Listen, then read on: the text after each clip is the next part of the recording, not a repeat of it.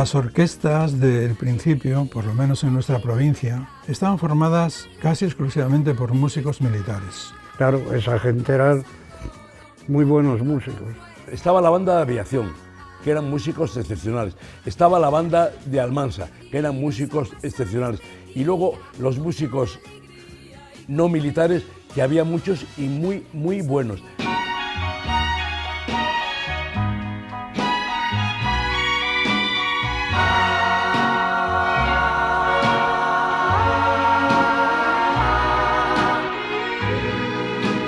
A finales de los 50, pues había algunas orquestas que apostaron ya por la modernidad, se hicieron con partituras de jazz y de otros temas de Cole Porter. El que le gustaba la música y se dedicaba a la música la estudiaba en profundidad. O sea, hasta que no era músico, no salía al escenario. Pero también había otro concepto en cuanto a la música, un concepto equivocado. El decir músico lo empleaba la gente como peyorativo. Decir, bah, es músico, titiritero. Entonces no estaba muy bien reconocido. Y la primera orquesta que apostó por la modernidad fue la orquesta Harlem Club. Esta gente pues tocaba y era tal el éxito que la radio pues estaba ahí retransmitiendo, durante un tiempo retransmitió las sesiones. Luego otra orquesta que avanzó fue la Orquesta Radio Club, que luego se cambió a Club Radio, formada exclusivamente o casi exclusivamente por músicos militares, aunque había algún civil. A principios de los años 60 prácticamente no había grupos músico-vocales, había orquestas. Entonces entre ellas estaba la Orquesta Llamazares, había más orquestas. Orquesta Río también. Orquesta Río, y también había pues orquestas que se formaron en aquellos años, cuando nosotros teníamos 16, 17 años, como los Vanguard, donde yo estuve, como guitarra cantante. También otra orquesta que se llama la Orquesta Ramos, que era prácticamente músicos militares, casi todos, menos la esposa del Brigada Ramos, que tocaban también en verbenas y demás, pero sobre todo en cabarets de León, en el Yuma, en el Siroco, en el Universal o incluso en el Salamán, que era un cabaret que había en Ordóñez II, después fue el Club 12. Luego ya empezaron los conjuntos músico-vocales. El primer conjunto músico-vocal que hubo en León, los Megatones. También había unos grupitos, no tenían todavía rango de grupos, que eran los Evis. Y bueno, si estamos hablando del principio, y los Lancia, que eran un grupo formado por jóvenes músicos, pero con formato conjunto.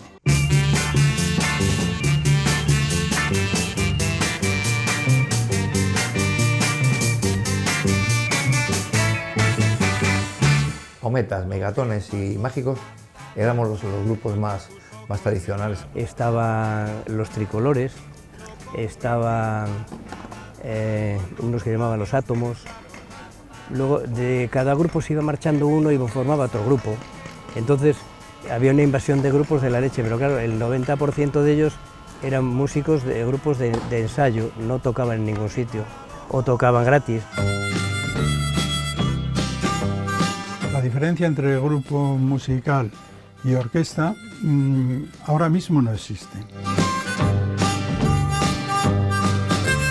Pero antes las orquestas estaban formadas sobre todo por gente mayor, gente que había estudiado música, gente que se limitaba a leer una partitura, a veces sin mucha expresión. Los conjuntos músico-vocales pues éramos más espabilados.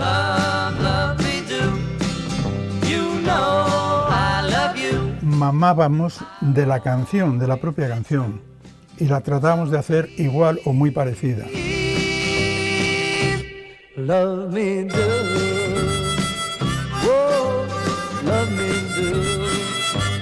Y entonces la atención de los contratadores se vino hacia nuestro lado.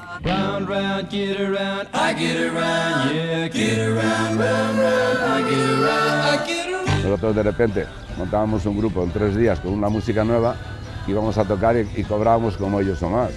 Entonces claro, empezó una lucha ahí entre las orquestas y los yeyes, digamos. No te quieres enterar. que te quiero de verdad, y tendrás que pedirme de rodillas un poquito de amor, pero no... Pero las orquestas reaccionaron, con gente más joven, con gente que también hacía pues lo que nosotros. No se limitaba a leer una partitura, sino que también decía, bueno, esto va por aquí, yo lo hago así. Gente joven sobre todo, y miembros de conjuntos musicovocales que, aunque no tenían ni idea de solfeo, se acoplaron con éxito a las orquestas. En realidad no teníamos ningún tipo de conocimiento musical en aquella época, aparte del solfeo que ya habíamos estudiado en los colegios y todo esto. Y recuerdo que empezaron a ir mis compañeros con Quijano, con Manolo. Pues fue sobre el año 1967, era un crío que me gustaba la música, empecé a ir a clase de guitarra, pues entre otros con Manuel Quijano.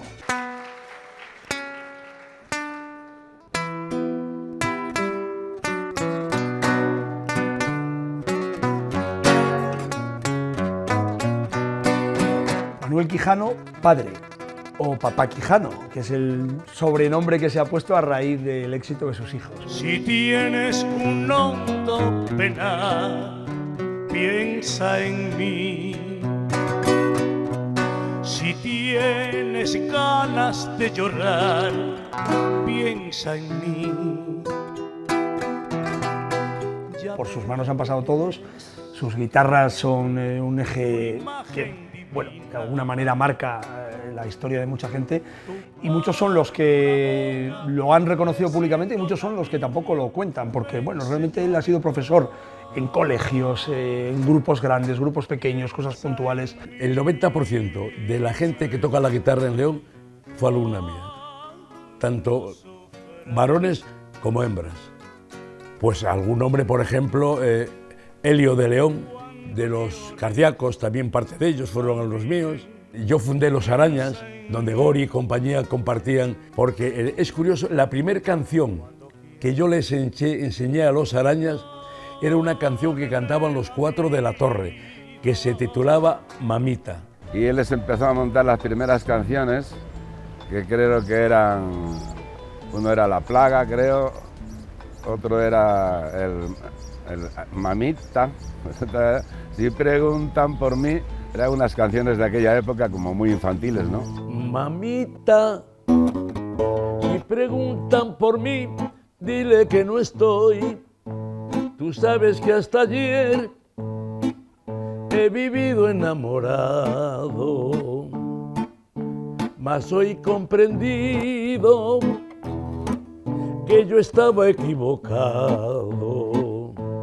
Hay un semillero que viene de tan atrás que al final, pues claro, se ha ido ramificando todo y tenemos un árbol genealógico musical maravilloso. La verdad es que si empezamos a brujulear por ahí, tiramos de comienzos del siglo, pues vamos a encontrarnos con muchísima gente, con muchísimo instrumentista sobre todo, y después con mucho vocalista. Y bueno, la unión y la fusión dio como resultado esa mezcla que nos ha llevado a tener grandes orquestas, grandes grupos. Roberto Mandín fue de los guitarristas mejores que ha dado León. Un guitarrista de nivel nacional, o sea, vamos, que Roberto Mandín perfectamente podía haber estado siendo guitarrista de Miguel Ríos o de Sabina o de quien fuera, porque es espectacular. Uno de los músicos enciclopedia que ha habido en León ha sido Bernardino de las Cuevas. Pues yo me acuerdo mucho del maestro Ayala. El maestro Ayala era el organista de los Paladines, que era también cátedra, o sea, muy bueno, muy bueno, muy bueno. Agustín Ferrero es de los mejores músicos que ha dado León. Fue teclista del Clan Cero de entonces.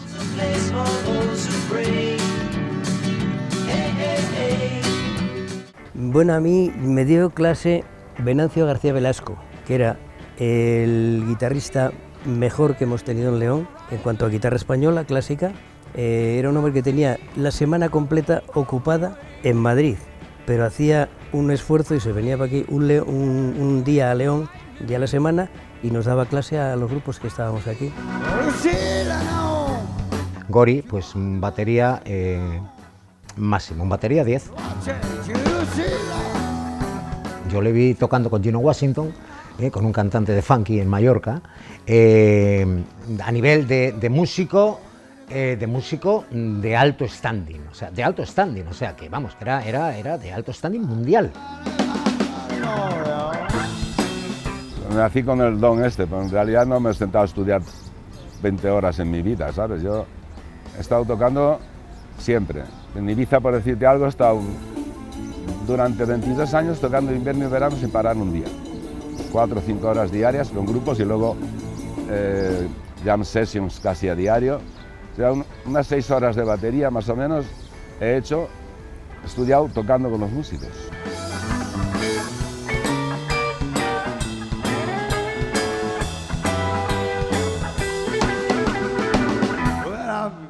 En la pista de los coches de choque, esa actuación para mí todavía es trascendental, porque la tengo como grabada. Y tengo grabada la actuación esta porque fue un día que hacía tanto frío, había nieve, entonces todos decían que tenía mucho peligro porque la electricidad de la pista, no sé qué, y de aquella llevábamos 2 gogos. Y fue espectacular actuar en una pista de coches así, que era una cosa súper nueva y con tanta gente que tampoco esperábamos.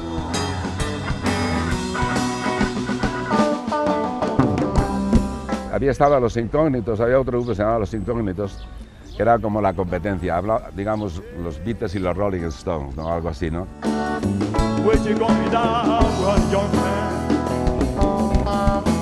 Nosotros éramos el grupo de la gente del pueblo, de los fontaneros, de la gente baja, y el otro grupo, Los Incógnitos, eran un poco más chic, con un repertorio muy escogido.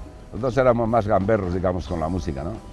Y esto le llegaba a la gente mucho, entonces por eso teníamos tanto éxito aquí. Pienso que era por eso, estábamos más cerca de la gente del pueblo normal que un poco del pueblo elitista, ¿no? En cuanto a la música. Caminos en el cielo, misterios en el mar. Gran cantidad de músicos de León estuvieron durante muchos años viajando, tocando lo mismo en Beirut que en Marrakech. Casi la prueba irrefutable de cómo es León es que el primer festival de conjuntos internacional músico-vocal que existió en España se hizo en León.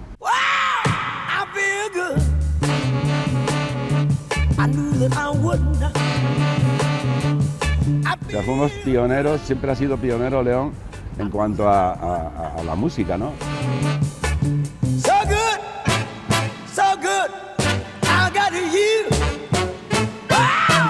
Vinieron gente de Alemania, gente de Inglaterra, de Indonesia incluso, y gente de aquí de León. Nosotros participamos también, pero vamos, que no hicimos nada.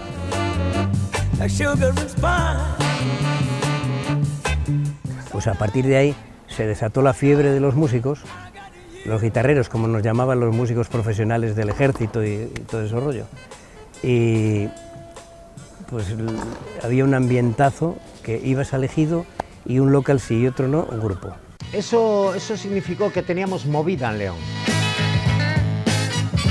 Anterior a la movida de Vigo y a la movida madrileña y a la movida tal, estaba la movida de León. La movida de León en los grupos de una onda pop rock fue muy importante a nivel nacional. Es para una ciudad tan pequeña una cuna de músicos increíble, porque yo sí lo comparo con Ibiza, por decirte algo, que tenemos los mismos habitantes, la isla entera, pues ha salido algún músico notable y artistas notables, pero no en la cantidad de León. Lo de León es increíble, no solo en música, o sea, escritores, pintores.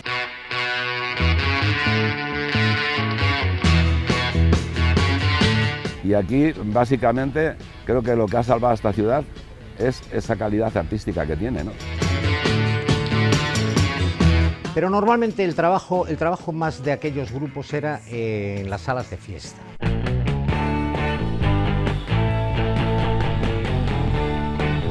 Las salas de fiesta con música de baile, evidentemente, o sea, era música de baile, pero entonces en León había como 6 salas de fiesta con conjunto en directo, más luego 4 cabarets con orquesta en directo.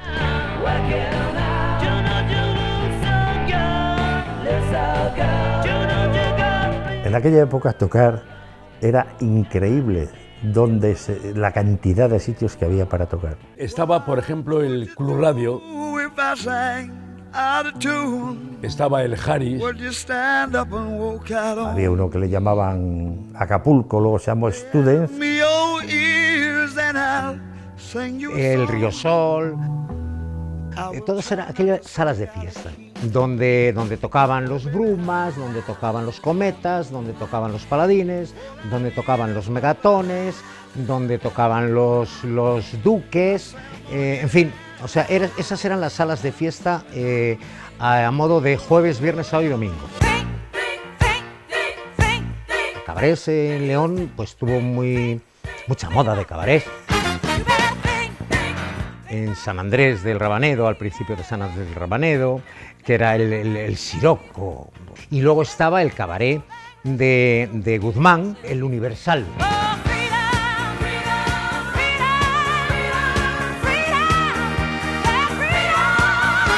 Orquesta en directo tocando y un montón de atracciones con un ballet español.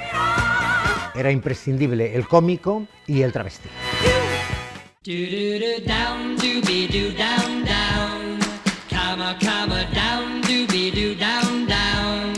Breaking up is hard to do. Aprender música era barato porque la escuela que tenía Odón Alonso era, no sé si se pagaban de aquella 20 pesetas al mes y nos examinábamos en el conservatorio. La cuestión es que era complicado el empezar a tocar porque no había instrumentos y eran muy caros. Una guitarra, te voy a hacer una comparativa, una guitarra normalita eléctrica valía unas 4.000 pesetas. Mi padre en aquel tiempo ganaba de sueldo al mes de encargado en la ferretería de los valencianos 7.000 pesetas. Me dio por construir una guitarra, si se podía llamar guitarra, con una lata de aquellas de escabeche, un mástil de madera que hice yo y unas alambres. Y aquello no sonaba nada ni valía para nada. Pero vamos, parece como que me incentivara a seguir los pasos musicales. Bueno, las primeras guitarras, como comprenderás, eran guitarras artesanales, guitarras españolas reconvertidas a guitarras eléctricas, con una pastilla que se le ponía, que nos la ponían en Radio Avenida, en la calle Burgo Nuevo, los hermanos que llevaban aquella tema, y nos ponían el jack. Y nosotros, como teníamos amplificador, enchufamos por detrás de la radio a la radio. Y lo de conseguir la batería, claro, no teníamos nada, éramos chavales que trabajábamos, que en aquella época el sueldo se lo entregábamos a nuestros padres, que el sueldo podía ser 300 pesetas al mes, una cosa así, ¿no? Entonces pedimos una batería a Guillermo Yuquet en Valencia, una casa de música que había, que me pagó mi madre a plazos, 1 o 2 años, a 174 pesetas al mes, me acuerdo. La batería me costó 3.200 y pico pesetas, imagínate cómo sería, y era de cartón, madera, no era ni tal, ¿no? Entonces los parches eran de piel, con lo cual, claro, cada vez que pegabas 4 golpes rompía los parches porque tampoco sabía pegar muy bien, y en casa tenía un cubo con agua y las pieles metidas siempre. Después conocimos en Madrid a Pedro Leturiega, una tienda de música muy importante. Cuando ibas allá encontrabas a toda la gente, a los peques, a lo dinámico, a los brincos, estaban allí probando guitarras y mirando cosas, pues era cuando empezaba a venir el boom del tema, los pequeñiques también. En el 67 estábamos tocando en Bembibre, en una pista de verano que había en Bembibre, todo el verano ganábamos un dineral, porque cobrábamos por cada día que tocábamos 5.000 pesetas, era un dineral. Juntamos mucho dinero y nos alquilamos una furgoneta y nos fuimos a Madrid. Llegamos allí a una casa de música inmensa, nosotros con 70.000 pesetas en el bolso, teníamos que comprar todo, una batería, un bajo, una guitarra, micrófonos, un equipo de sonido, amplificadores. Bueno, aquello era, y creíamos que con 70.000 pesetas íbamos a hacer algo. ¿Qué es lo que queríais? Pues mira, queremos una guitarra buena. Bueno, una guitarra buena, marca Fender, 19.600 pesetas. Un bajo, como el de los Beatles, 8.000. Amplificadores, 38.001. El otro 40 y no me acuerdo, 48, me parece que era. La batería, 40.000 pesetas sin platos. Micrófonos a 8.000 pesetas cada uno. Un órgano, 41.900 pesetas. Madre mía, ¿y cómo? Es que solo traemos esto, 70.000. Bueno, pues tenéis que firmar unas letras y tal. ¿Qué edad tenéis? Digo, yo 17, y mi compañero dice, yo 18. Hasta los 21 no era mayor de edad, las personas en aquel tiempo. Y dijimos, pero es que queremos, lo necesitamos para tocar. Bueno, vamos a ver, entonces, mirad, decís a vuestros padres que vengan y que nos firmen unas letras y ya está. Cualquiera le decía al tío Jacinto que tenía que firmar 295.000 pesetas de letras, ganando 7.000. Y al padre del otro, que era capitán del ejército, ganaba 25.000, tampoco. Vamos para León, les quitamos los carnets de identidad a los padres y volvemos a Madrid a firmarla. Y la firmamos nosotros. Llegamos a León y era la expectación de todos los chavales. Donde, en el local que teníamos nosotros para ensayar ahí en el Ejido, cuando no era un grupo era otro, cuando no el otro, miraban los instrumentos como diciendo, ¿y esto qué es? ¿Cómo esta gente ha podido comprar esto? Pues ahí, falsificando las firmas.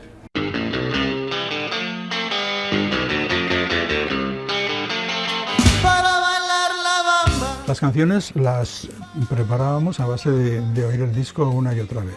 Pues comprábamos un disco, un single, y sacábamos los acordes por intuición, lo íbamos amasando un poco hasta que nos salía una cosa lo más parecida posible a lo que salía en aquel disco. Y lo que hacíamos era, en los bares, había una máquina que era un tocadiscos, metías el dinero, seleccionabas la canción y a escuchar y con un papelín apuntando. Íbamos al Universal, que había una pantalla grande donde salían los surf o pues Hermanos Benítez, por ejemplo. Eso.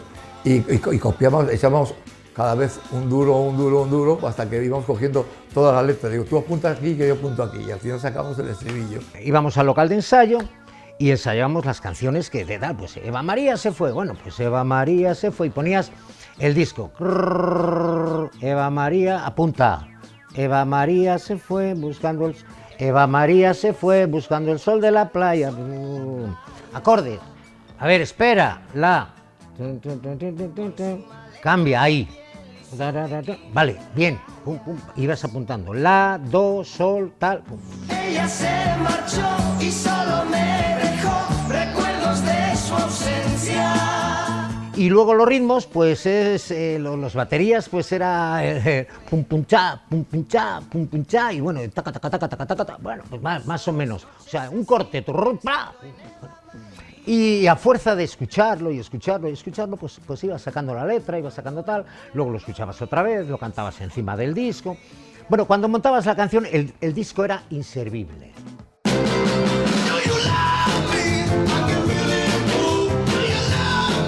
El carnet de músico servía para mucho. De entrada entrabas en todas las salas de fiestas, en todas las discotecas, en todos los sitios donde hubiese música en directo, presentabas tu carnet y entrabas gratis. Cuando ibas a tocar por los pueblos con la orquesta, iba la Guardia Civil y te pedía el carnet. Y si no tenías el carnet de profesional, no te dejaban tocar ni cantar. Era imprescindible llevar el carnet de profesional. Pero sí que era un carnet de color rosa, que era el que nosotros llamamos el carnet de payaso, porque era para los profesionales de música, variedades y circo. Yo tengo uno como estilista, como guitarrista, vino una comisión y en el Club Radio nos examinaron. Y tengo otro como cantante que tuve que ir a Oviedo a sacarlo. Te mandaban cantar y cantabas. Pues podía haber cantado, no sé, El río, aquel... Aún recuerdo aquel día que nos fuimos a bañar. Eso para los cantantes. Los músicos tenían que tocar, el que iba de piano, pues tenía que tocar una partitura al piano y tal, pero los cantantes era cantar. Afina, mide, tal, pum. Bueno, sabe cantar. Sí, hombre, venga. Mi querida España, esta España mía, esta España nuestra.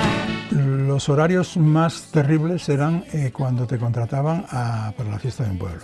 Te lo habrán dicho otros compañeros y te lo dirán, era muy duro, por eso se estropea muchísimo la voz. Tenías que tocar por el pueblo para que la gente supiera que ya había llegado la orquesta. Después ir a buscar al presidente a su casa, acompañarlo a la iglesia. Después tocar de dentro de la iglesia en la consagración. Después la procesión. Incluso después del pasacalles se acompañaba siempre al presidente de la Junta Vecinal o al alcalde hasta su casa.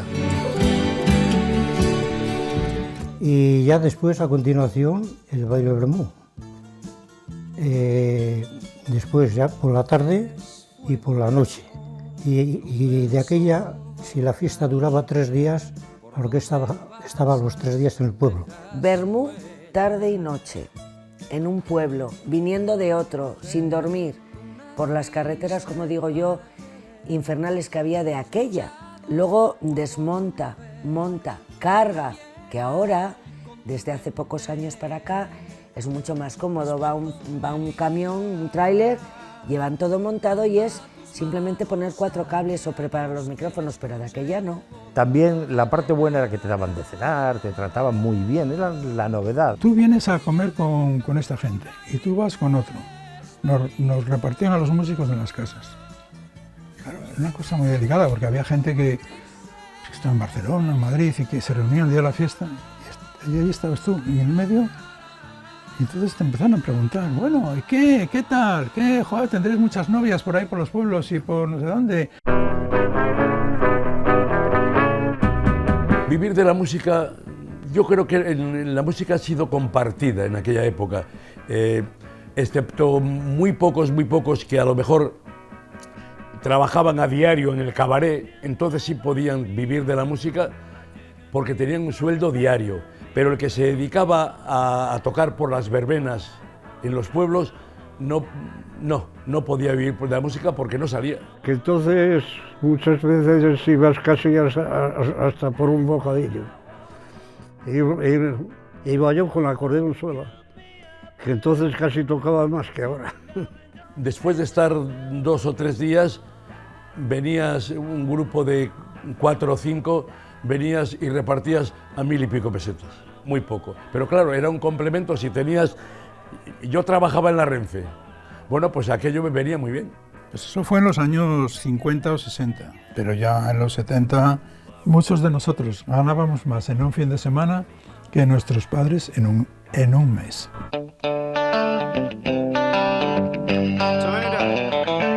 Si yo haciendo recados en la farmacia ganaba 1.200 pesetas al mes, pues cantando debía ganar 1.000 o 1.200. El bajista que tuvimos, Manolo, se compró un 4L con el dinero que sacamos un verano, o sea que para que te hagas una idea.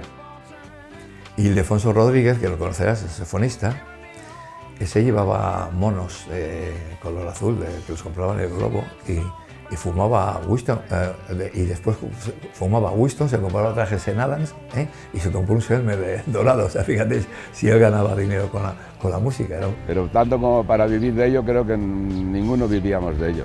Todos teníamos un trabajo aparte.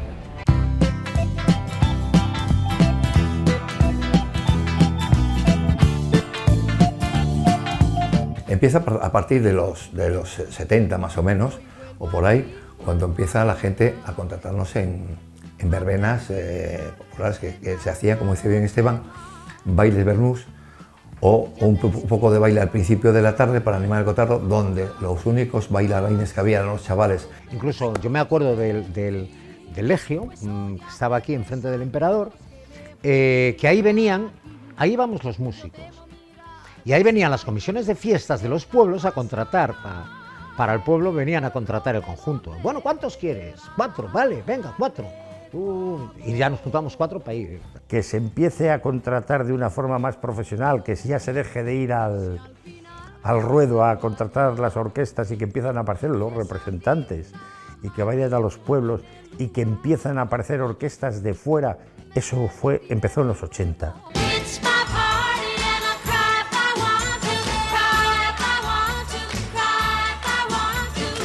En un principio, y volvemos a los años 60, no era fácil para una chica subirse al escenario.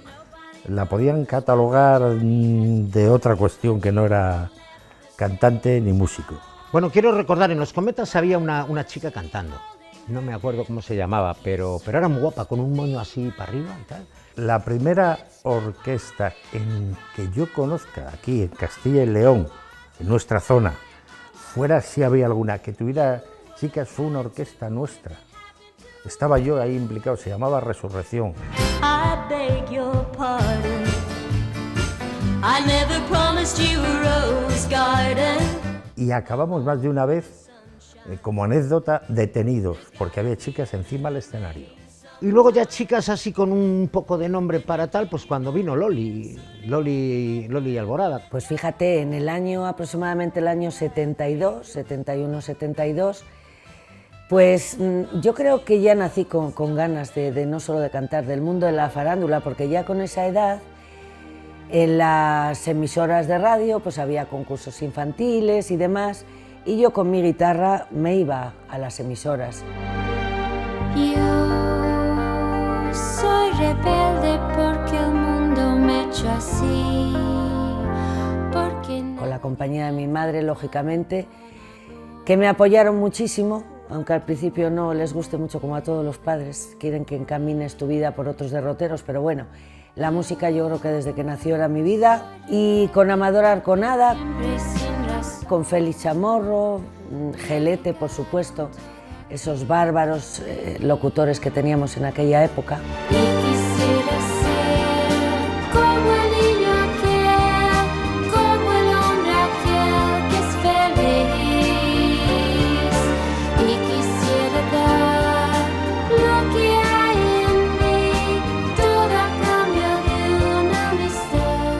La gente del grupo era como de casa, es decir, yo tenía a Pepín, que es como de la familia, luego posteriormente ya entró mi hermano Juan Carlos, que era el pianista, arreglista y director, digamos, del grupo, y yo era como hermana, como hija.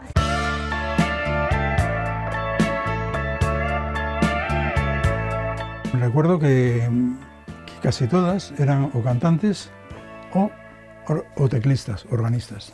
Y luego, como músico, la primera mujer que tocaba un instrumento fue Yolanda Muñoz, que tocaba el bajo con una orquesta fabulosa, pero muy buena en aquel momento, que se llamaba Suavecito.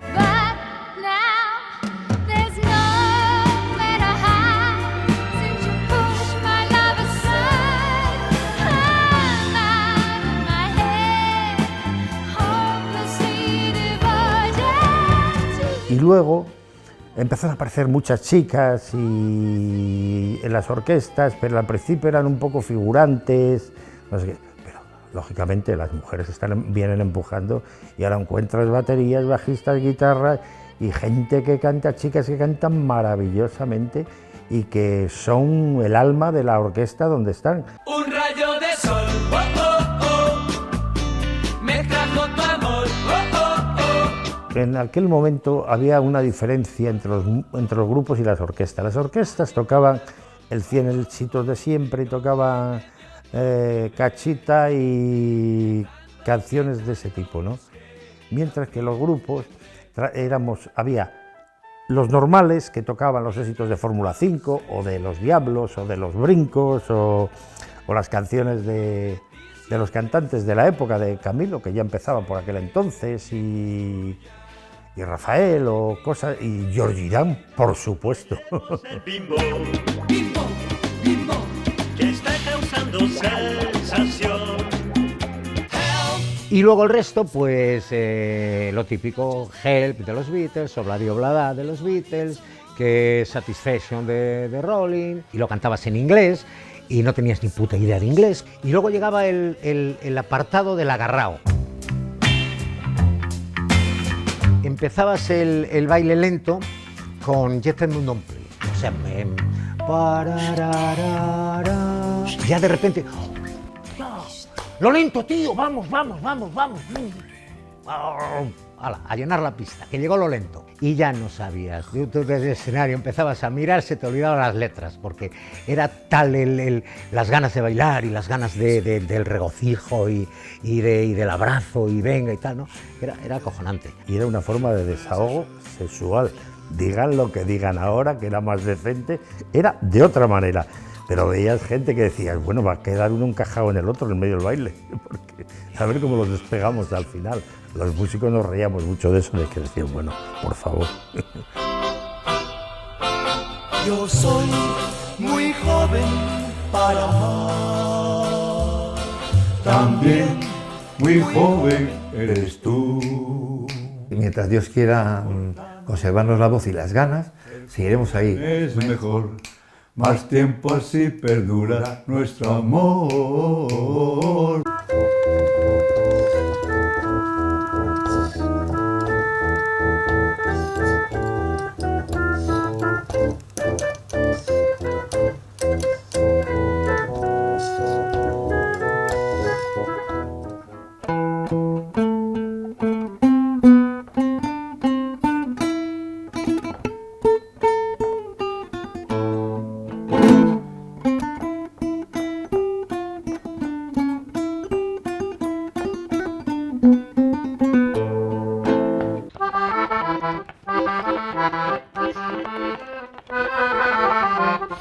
Bueno, los bajos ya se me han olvidado. Es un hombre viejo, con achaques y con canas. Es un hombre viejo que no puede trabajar. Es mi buen amigo a quien saluda en las mañanas, dando su paseo, recorriendo la ciudad. Pero su vida no está vacía, mira de frente sin vacilar, camina firme aunque no pueda, y algunas veces mira hacia atrás.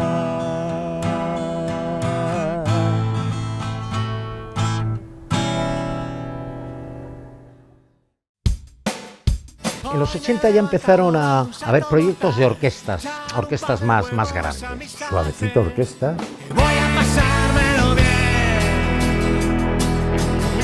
La Orquesta Tropicana yo creo que fue una de las pioneras de toda España. Y en aquella época era muy difícil en León encima hacerte con la ropa apropiada para cada tema. Había gente con música grabada y otros se hacían que tocaban. Y yo les dije que yo no tenía un dineral en aparatos para ir a hacer el paripé. La Orquesta Caribeños, cuando salíamos a tocar, teníamos más nombre en otras provincias que en León. San Francisco yo creo que marcó una época, ¿no? Aquí estamos ya, la Orquesta Cristal. Vamos a empezar de nuevo y nos lo vamos a pasar estupendamente. Voy a pasármelo bien, voy a pasármelo. Trabajar en familia es lo mejor que se puede hacer, porque la familia nunca falla.